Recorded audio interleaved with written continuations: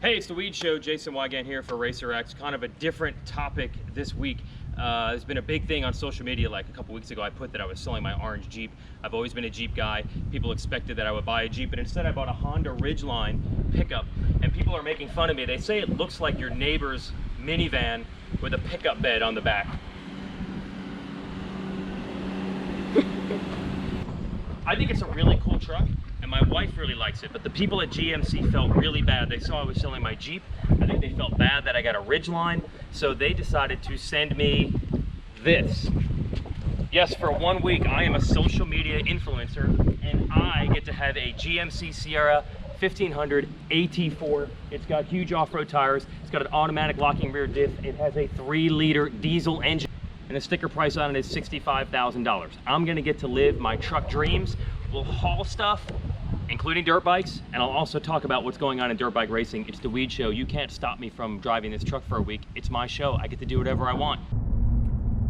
All right, everybody, time is almost up with this truck, so I'm gonna start this video actually at the end of my 6-day evaluation. Now, you might not care about this truck at all, and maybe you're just here for the motocross stuff. If that's the case, when I'm done talking motocross, turn the video off. If you want to stick around, you can watch my review of this GMC Sierra AT4. I've always wanted to be a car reviewer long before influencer was even a term. I was lucky to get 6 days in this truck.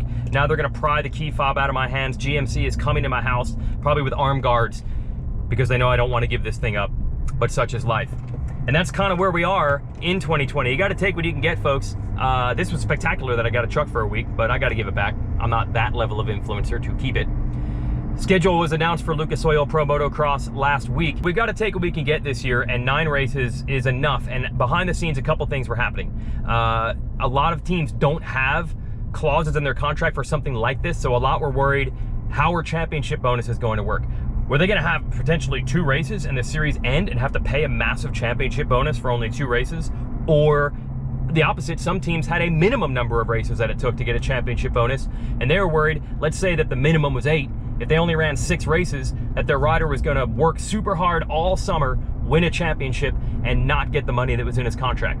So I know behind the scenes that there were so many different angles, some teams wanting more, some sponsors wanting more, some riders wanting more, some people wanting less, and trying to find that happy medium and try to find enough facilities to hold these races.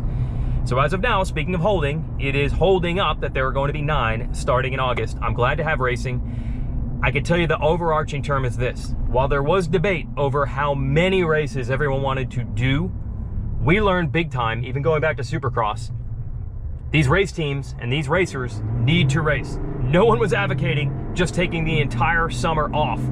The paychecks stop rolling in when the racing doesn't happen for the race teams and the racers.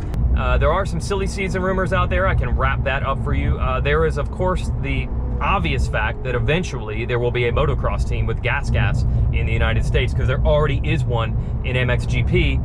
Gas now owned to some degree by KTM. We saw what they took with the Husqvarna brand and made a very viable race outfit all around the world with that. So it stands to reason that Gas will eventually do the same. The question is, will they get it done in time for 2021? There are some existing teams, I think, that are being explored as potential runners of a Gas team next year, but can they untangle everything and get it set up in time? You know what I think could push it? Where is the free agent market? We know Chase Sexton is signed for next year with Honda. I'm gonna get on the gas with the Duramax Diesel right here. I cannot believe for a diesel how well this thing revs to almost 5,000 RPM in this 10-speed automatic. Some people say 10-speed is too many gears, and I believe in some vehicles the 10 speeds are a little clunky because they can't decide what gear to be in, but in this truck it's smooth. Always want to be a car and truck reviewer. Sexton's with Honda. Dylan Ferrandis is still a free agent. Now, I believe Ferrandis has a shot at Yamaha, no questions asked, but he's shopping around. Have you noticed the fortunes of Yamaha 450 riders over the last couple of years have not been that good? So I think Ferrandis, who's a little older, doesn't want to take 2 or 3 years and hope that the Yamaha thing works out. So he has been searching. I don't think he's going to get the money from other brands that he could with Yamaha, but it's certainly worth a look. And there have been some changes at Yamaha. I now know that Jim Perry, longtime team manager over there, is out. A couple other team principals are out.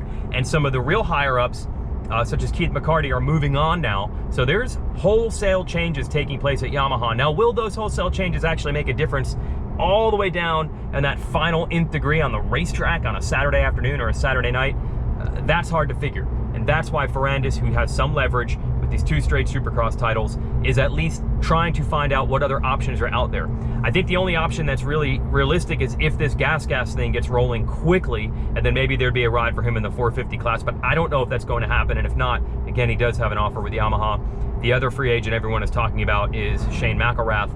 He doesn't have any options out there on the table right now at the moment, but it is July and we've certainly seen riders slide into spots when you didn't think they were going to get one. A great example is Martin Davalos, who was ready to retire and then ended up with a factory KTM under the Monster Energy Team Tedder squad and got in a full Supercross season. So I have a feeling that Mcilrath will find himself something somewhere, although everybody wishes that they had that cushy position of Chase Sexton, who's already going to be racing the 450 when Motocross begins, hopefully in the middle of August.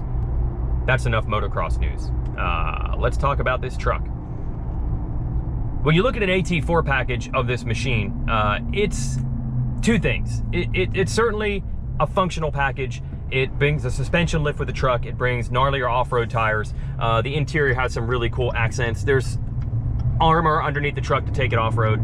I was actually pleasantly surprised when I did take this truck off-road how well it performed. Because I'm being honest, when we get into the full-size truck ranks these days, they're not just workhorses. These are personal vehicles. Remember how every cool guy in the 60s, 70s, and 80s, their vehicle of choice when they were smoking a cigarette with one arm and hanging the arm out the window with the other was to have the gnarliest, fastest muscle car, be it an IROC Z back in the 80s. The tough guy's vehicle of choice these days is the baddest full-size pickup they can find. So all the manufacturers are trying to one-up each other in the badassness arena.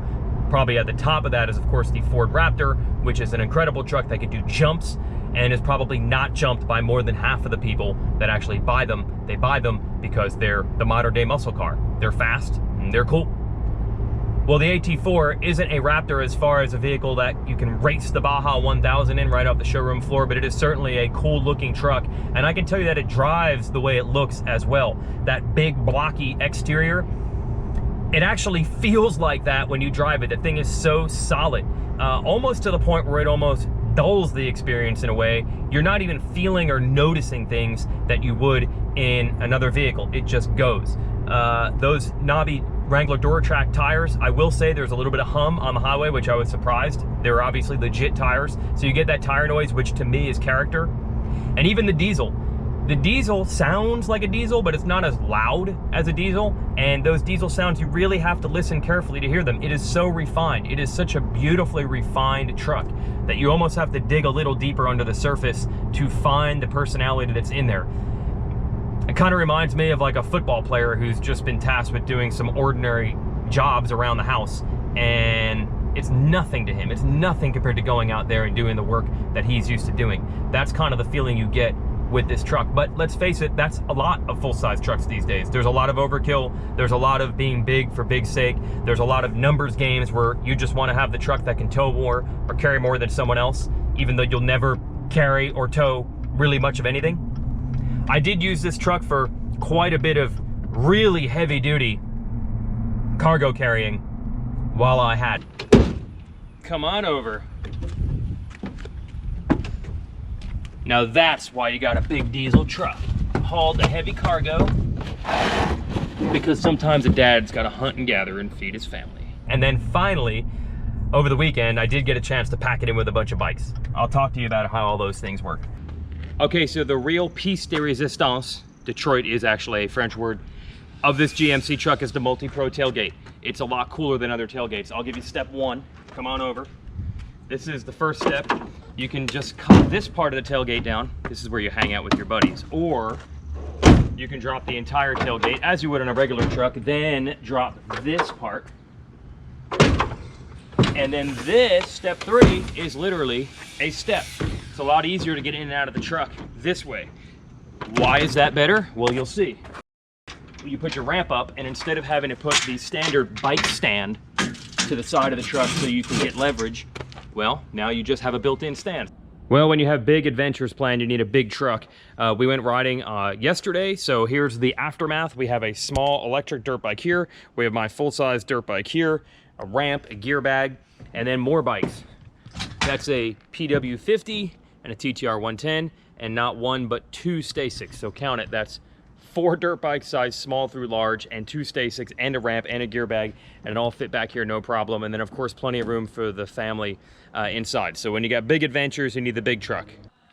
A couple other cool features here in the AT4, the multi-pro tailgate. So it's cool having the steps in and out, but also you can flip this lip up here. So everybody pretty much is driving with a tailgate down at these days to fit bikes, but this little lip is gonna prevent your gear bag from sliding out. I was able to fit the mini bike, a TTR 110, and then the gear bag right behind it, and then this preventing that from sliding out. And it also does have a inverter in the bed, which comes in handy here because my daughter's bike is electric. This is an old, ironically, gas electric bike, I think from 2017. So I was actually able to charge that on the drive to riding today because I was too dumb to plug it in last night. So that definitely helps as well. All right, been a good day with the AT4 GMC. Good thing we have a huge truck, right? Because what do we need to carry today, Lane? This massive 16-pound BMX bike. Did you do good? What'd you get? Third. Podium? In the main event. Third of the main, yeah. And the cool thing was you met some new people today that you got to battle. So we met some new people today. You guys new to BMX? New. Really? First time. You know anything about racing at all, or? Not really. Really? So is it more the kids are into it and the mom and dad are like, okay. Kids love it. Yeah. How'd you do today? You good? Do we get a 1 thumb or 2? Did you win today? Yeah. Now Lane got third, but who got second? Oh. Your tooth didn't fall out on the track. Your tooth didn't fall out on the track. Yeah, that's roost. That's not roost, that's a tooth. Yeah. All right, well, good to see some new parents out here learning racing. Learning it. Yeah, learning racing as we go. And you got some new buddies, Lane? Monster Energy BMX. Monster Energy BMX, yeah. All right, see, this is what this great truck that they influenced me to get. You can go BMX racing when you have a huge truck. You can do everything. One of the most outstanding parts of this truck really is that engine. This is a new engine that GM has developed. If you know a real car guy, a real car enthusiast, you know there are 2 things they really like. Well, 3. One is a manual transmission. Forget that. Inline 6-cylinder engines and diesels. Now, General Motors has actually combined both to make an all-new 3-liter turbocharged inline 6-cylinder diesel. This is not the heavy-duty Duramax diesel that's been around in the larger trucks for a long time. This is an all-new engine. The advantage of an inline 6 is that they're extremely smooth. They rev out cleanly. Diesels are known to be very strong, very durable, but they don't rev well, and they're not very smooth. So combining the inherent advantages to an inline 6 with the diesel means you get all that grunt. But this is an engine that can rev to 5,000 RPM smoothly, which is unheard of in a diesel. Now, if you're actually to look at 0 to 60 times, this would be slower than a V8 edition of this truck. But the thing that the enthusiasts love about the diesels is real world driving. The diesel actually works better. When you're at part throttle coming away from a stop, or if you're towing a trailer or carrying a large load, that low-end grunt that a diesel has cannot be matched by a gas engine. And when the turbo kicks in after a very small bit of lag, it is unbelievable how strong this truck feels. Much stronger than any acceleration times that a drag strip would actually indicate. Right now, I got to use the diesel to get some real heavy-duty cargo. If I can just figure out how to unlock the doors. Hello.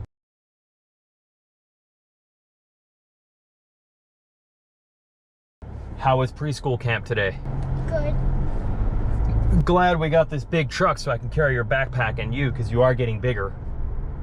And don't forget your car seat. Okay, well, the tailgate, multi-pro tailgate's awesome, the diesel engine's awesome, but this actually, I lied, might be my real favorite part of the truck, which is this multi-view rear view camera. So you get this bird's eye view of everything here. You can change all the different angles. You can see from the front of the truck. You can see off to the side of the truck. This is actually, if you had a trailer, you might have seen the commercials on the Chevrolet side where you can actually see through the trailer, but I don't have a trailer hooked up.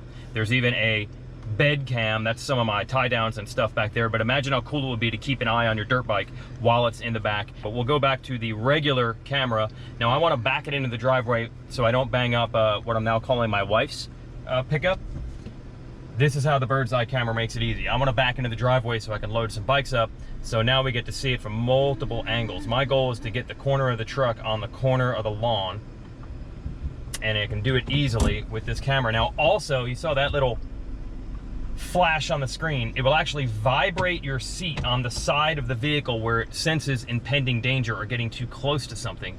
So a further reminder so you don't hit anything. So see how I can line this truck up perfectly with the right side of the driveway and not bump into the other truck. The bird's eye camera is awesome, and combined with, this is my second favorite angle, is bed cam, so you can keep it on your bikes. It's a pretty sweet setup, and for having a truck this big, it makes it surprisingly easy to park. Now here's another amazing thing. Check this out. Here's your rear view mirror. That's a normal one. Lily's shooting. Say hi, Lily. Hi. But watch, you actually have a camera, the same camera that is used for that cargo cam, you actually can see using the rear view mirror. So this becomes the rear view mirror for the truck as we go driving. So if you have stuff behind you, see, if we had a bunch of cargo back here, it would be really hard to see. The back window would be clogged up. But now you can just drive and get an unobstructed view even if you have cargo in the vehicle. Overall, I really enjoyed my time with the truck. The diesel engine is sweet. The bird's eye camera is sweet. The multi-pro tailgate is sweet. But these trucks these days are not just about the total sum of their parts. They're more than that. This is a statement vehicle. This is a $65,000 truck. It's a variety of premium package that takes it from the $53,000 base of the AT4 Sierra, or certainly much less of a non-AT4 Sierra would be, to get up that $65,000 price tag. When you're getting up to that kind of money, you're doing more than just totaling it up on a calculator and saying, I need this for work, I need this for my truck to fit the needs that I have. This is a want type of machine. And that's what really changed the game. When this showed up in my driveway, the amount of people who were like, dude, sweet truck, dude, cool truck, dude, what do you think of that truck? You don't get dudes at the beginning of the sentence with standard vehicles. That's why things like the AT4 and other big full-size trucks that have a gnarly off-road edge to them, that's why people like them. And it took me a while to understand that. I'm pretty practical, I'm pretty pragmatic. I try to think of vehicles as simply what they are, and maybe that's why I've always wanted to be a car and truck review person. I just try to think of them as nuts and bolts and pure function. But customers don't think of vehicles that way. They often think with their heart just as much as their head. So I have a Honda Ridgeline now. The head will tell you that's a very practical, logical machine. It's probably able to do all the truck stuff you really need. It's very comfortable to drive on a daily basis. But this thing brings something completely different to the spectrum. It's just gnarly. It's just cool, and people dig it. Hey, for 6 days I was an influencer. Now I gotta get back home and just be a regular guy with a Honda Ridgeline.